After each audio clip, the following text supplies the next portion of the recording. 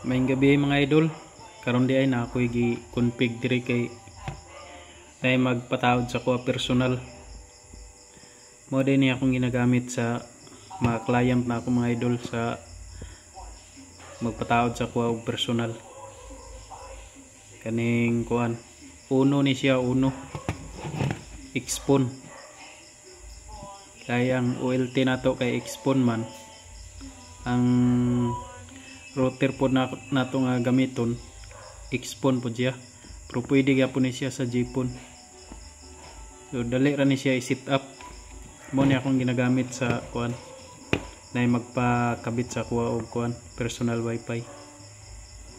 Okay kini siya gamiton kay dali ra kini siya, simple ra siya i-set up. Magamit na din nimo sa internet. So nakita ninyo mo ni mga idol, ako na ni siya gi-config pero akong gigamit laptop, pero pwede gyapon ni siya i-config sa kuan cellphone. Dali ra gyapon ni siya kay di naman nimo siya i-static, ma-config naman nimo.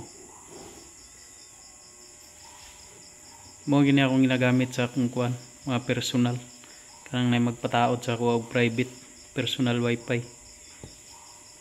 Okay kay gamiton ni kay naka OLT man ta, pero ang OLT nga akong gigamit di man ta ka-afford atong mahalon katurang kuan ipon nga OLT ang atong nakaya, pero goods gyapon.